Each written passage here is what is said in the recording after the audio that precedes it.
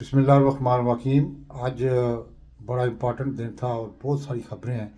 सबसे पहले इमरान खान साहब ने कासिम अली शाह को इंटरव्यू दिया, जिसमें बड़ी हंसी खुशी जो बातें उन्होंने की हैं वो छोटी छोटी करके बता रहा हूँ। उन्होंने सबसे पहला बताया कि हमारे दुनिया में सबसे बड़ा लीडर हमारे मोहम्मद मुस्तफ़ा सल्लल्लाहु अलैहि वसल्लम हैं, जिनकी तलीमात पे अमल करके दुनिया उन पे अमल कर रही है, लेकिन पाकिस्तान में कोई अमल नहीं हो रहा, क्योंकि ये कोई माने या ना माने दुनिया ने उनके तलीमात पे अमल किया और तरक्की की राह पर गामजन है।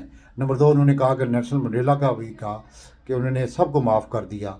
और नंबर तीन, उन्होंने कहा कि पाकिस्तान में जो सूरत हाल बनी थी आपके सामने है, इसमें अल्लाह ताला ने मुझे सुरखरू किया है। और उन्होंने जो सहाफ़ियों से बातें की हैं, उन्होंने कहा कि मैं सबको माफ़ करता हूँ, इसमें बाजवा को भी माफ़ करने के लिए तैयार हूँ, और लेकिन ये है कि मैं करप्शन को माफ़ नहीं करूँगा।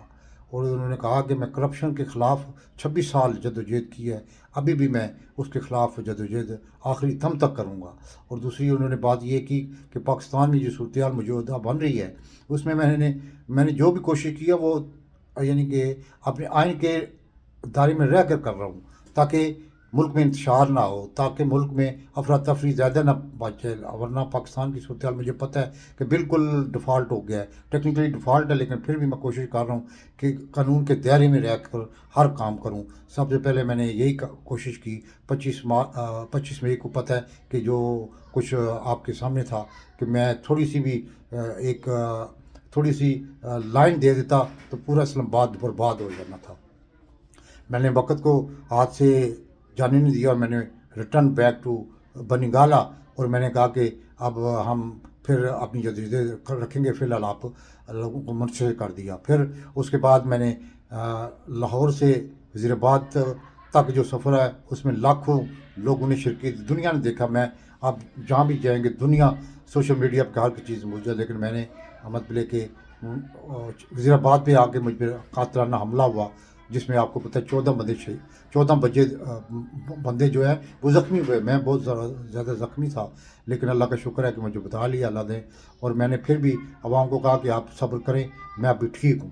उसके बाद मैंने 26 नवंबर को मैंने रावलपिंडी की तारीख में सबसे बड़ा इज्तिमा किया। उसमें यही मैंने कहा कि मैं असम्बलियों को खैरबाद कर रहा हूँ, इसलिए कि मैं एक रास्ता मुबार कर रहा हूँ ताकि मुल्क इलेक्शन की तरफ जाए।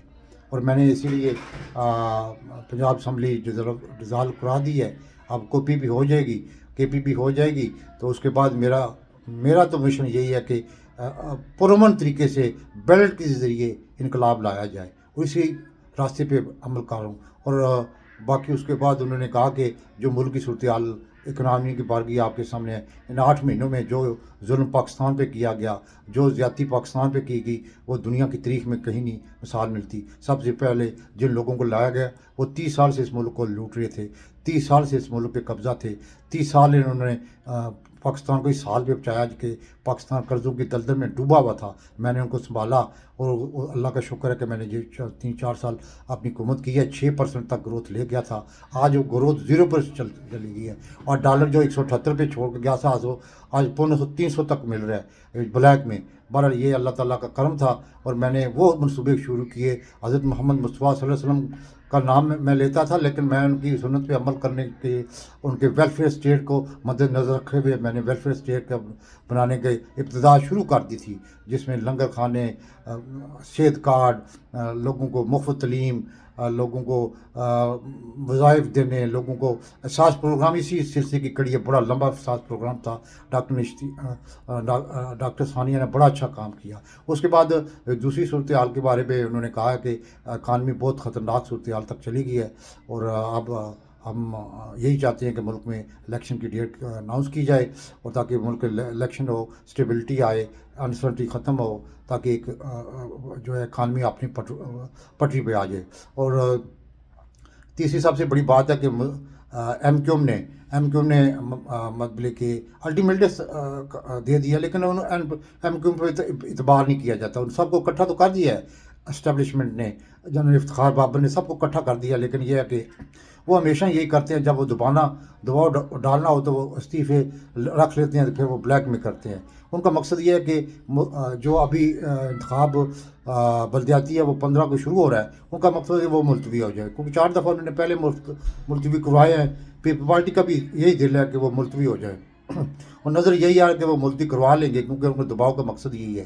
اور چوتھی بڑی خبر یہ ہے کہ ہو سکتا ہے عدم اعتماد کا شہباز شریف کو کہا جائے کہ اعتماد کا ووٹ لیا جائے، کیونکہ یہ نظر آ رہا ہے۔ چوتھی یہ ہے کہ ملک میں کنسنسس سے یہ ڈیٹ ہو سکتا ہے کہ اپریل میں دی جائے، کیونکہ جو صورتحال بن رہی ہے اس کا یہ تقاضا بھی یہی کرتا ہے۔ پاکستان زندہ باد۔